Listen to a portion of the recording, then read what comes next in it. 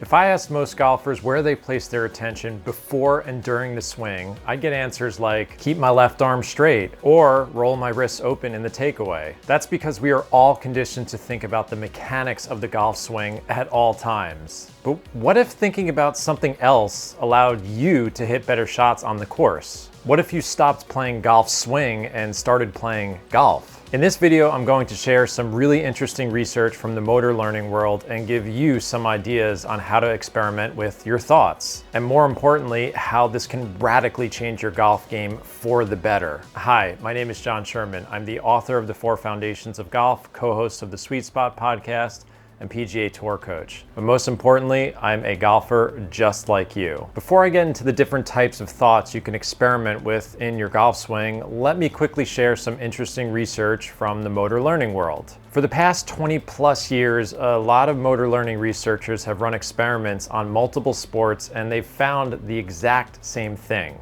When athletes aim their attention outside of their body, they always perform better and learn faster. For example, when basketball players were told to focus on the rim instead of their wrists, not only did they make more shots, but their sensors showed that their arm muscles were more relaxed. When track athletes were told to explode and push the floor away, they jumped higher than those that were told to extend their knees quickly. When golfers were told to swing the club head towards the target, they hit better shots than those who were told to swing with just their arms. Now, why does this happen? Because our bodies can move more effectively when they know the goal. And if you treat the movement like a bunch of checkpoints with your body, it's much harder to actually perform that task. This is called the constrained action hypothesis and explains why many athletes have poor performance when they focus on their own body movement. Instead, shifting their attention externally somewhere outside their body and directed towards the goal allows their bodies to perform more naturally. Now in golf, it's never that simple. Based on how skilled you are and how long you've been playing this game, different types of thoughts might help you more effectively. My goal is for all golfers to play the game like they were playing catch with a friend in the backyard. They're just reacting to their target and allowing their body to do what they've trained it to do. Now let me help you get there with some ideas that you might not have thought of before. For the sake of simplicity, there are 3 ways you can direct your attention in the golf swing: internal, external, and neutral. Internal focus is when you place your attention on body parts like your arms and wrists and the mechanics of your golf swing. This is what most golfers are defaulting to when they think about their wrists, arms, and what their legs are doing. And most players never even consider that they can think about something else in the swing. Now, external thoughts can be broken down into a few different categories. You can focus on a task. My 2 favorites are thinking about where you want to strike the ball on the club face, or concentrating on having your club bottom out on the turf after you've made contact with the ball. You can focus on the result, like trying to hit a fade or a draw, or keep the ball trajectory in a certain window that's higher or lower. But you could also have external thoughts about your movement, like simply turning your belt buckle towards the target. This is essentially how I play golf. I'm not really focused on checkpoints in my golf swing, and it's been really instrumental in me getting to a plus handicap. I'm mostly thinking about bigger goals that are simple for my mind to handle when I'm distracted and under pressure on the golf course. And the last thought you can have, and certainly one of the most important ones, are neutral thoughts. These have nothing to do with the movement of the golf swing or even the shots that you're hitting. This could be humming songs in your head, thinking about tempo beats, or focusing on your breath. So now that you hopefully understand the difference between internal, external, and neutral thoughts, let me explain the pros and cons of each approach and give you some ideas that you can experiment with. Now, internal thoughts can be very powerful on the practice range, especially when you're trying to make big changes in your golf swing. So let's say you're taking lessons and your instructor has given you a few different checkpoints to work on with things like wrist angles, your takeaway, or even your swing plane. Now, in that environment, you will need to focus very hard on what your body is doing and making exaggerated rehearsals to change your ingrained swing pattern. And when you play golf, yes, it will make more sense to hopefully have 1 or 2 things that you think about in your swing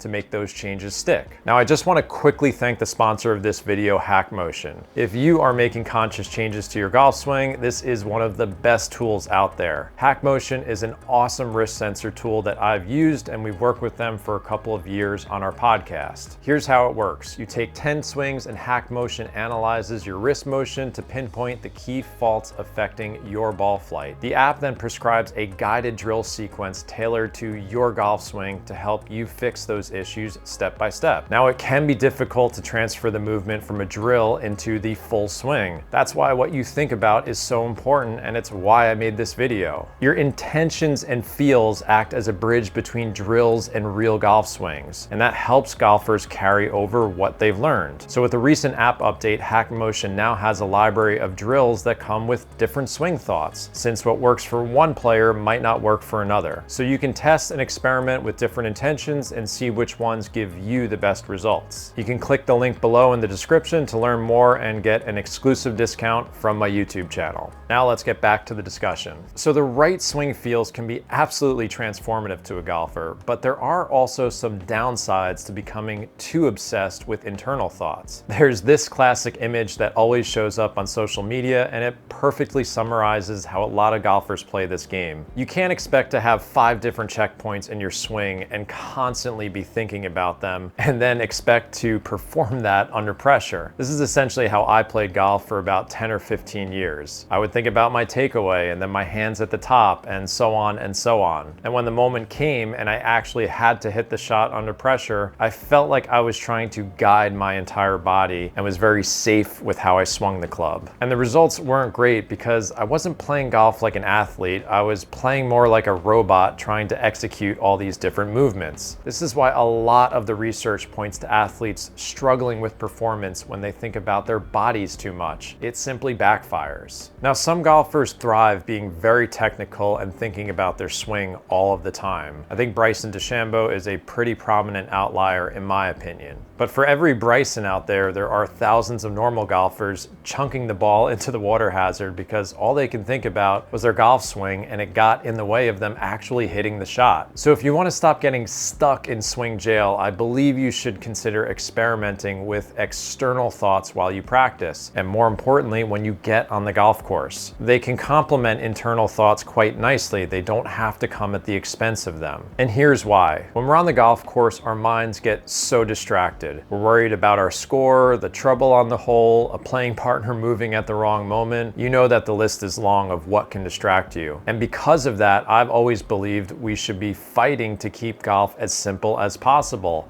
This isn't easy. So as I said, I try to create smaller, simpler tasks that I know I can accomplish. For example, with my irons, I focus a lot on where I want the club to bottom out and simply trying to smack the turf after I make contact with the golf ball. I've heard Rory McIlroy talking about a similar thought when he hits his irons. Sometimes it's more of a general external body thought, like trying to keep more pressure on my lead foot during my swing. Or if I'm struggling with striking the heel of the club face too much, I'm simply thinking about trying to strike the toe. More importantly, external cues can be even more powerful when you're practicing on the range. My podcast partner, Adam Young, has done a wonderful job of using these when he teaches and in his awesome book, The Practice Manual. For example, if a golfer is struggling with their swing path and slicing it too much, he uses an external cue called hammering the nail. So a golfer is envisioning this imaginary nail pointing 45 degrees right of their target through the golf ball, and they're simply trying to hammer it in that direction with the club head. It's remarkably effective at getting them to change their swing path without even thinking about the 4 to 5 movement patterns in their body that they actually need to change. If someone is struggling with the arc depth of their swing, you can challenge them to clip different tee heights, or even use an object like a coin to help them make the necessary change by focusing on accomplishing the external task, not what their body is doing.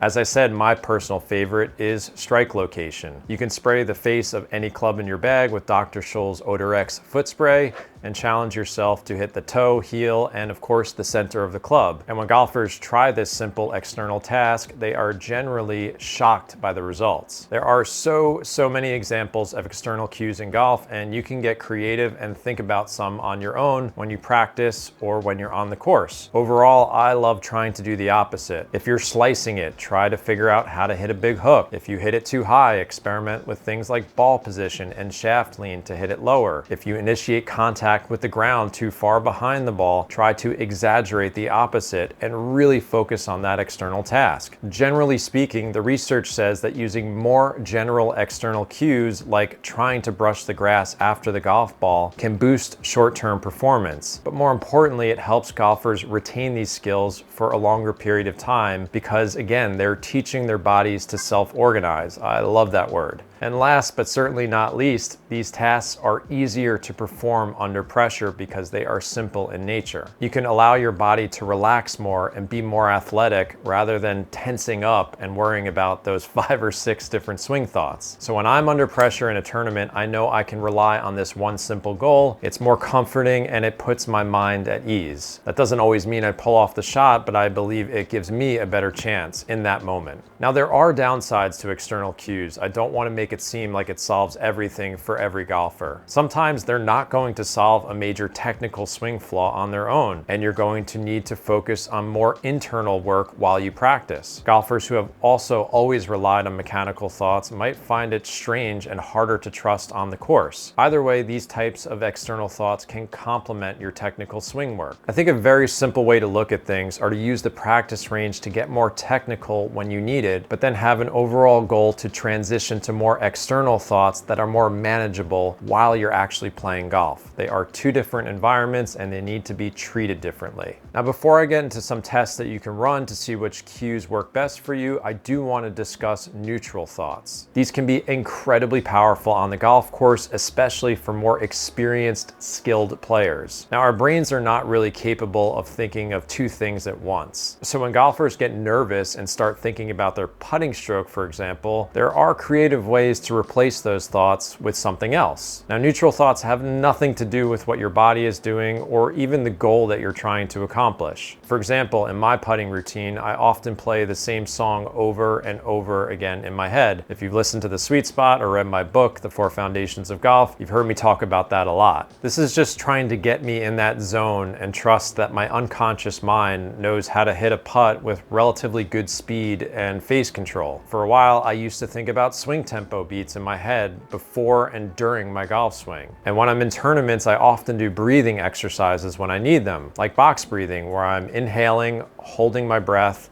and exhaling, all to a count of 4. So I think the main benefit of these neutral thoughts is that it can fight against being in swing jail and helps prevent those pesky swing thoughts from taking over way too much. They are really good under pressure because it's just easier to handle them, and I actually find that the music calms me down when it's playing in my head. Now, golfers who already have sound mechanics will benefit more from neutral thoughts because it just allows the body to go on autopilot and execute what it knows how to do. And breathing exercises can help initiate that wonderful flow state feeling where you are locked in and in the zone. But again, neutral thoughts, like external ones, are not magically going to fix some serious swing flaw. Some golfers are going to find them way too simple and just abandon them. And overall, they really are a function of your baseline skill. I'd say above average players are the ones who stand to gain the most from neutral thoughts, whereas beginners might need to be more internally focused as they learn the golf swing and then pepper in some external cues when they need them on the golf course. So that covers all of the basic pros and cons of internal, external, and neutral thoughts. Now, you don't have to pick one of these and stick with it. A lot of golfers will naturally figure out multiple methods that they can use on and off the golf course. And sometimes you'll find that you need to change which thoughts you're using based on which parts of your game are feeling the most out of whack at the moment. For me, neutral thoughts have been great with putting, but for my full swing, I'll be more external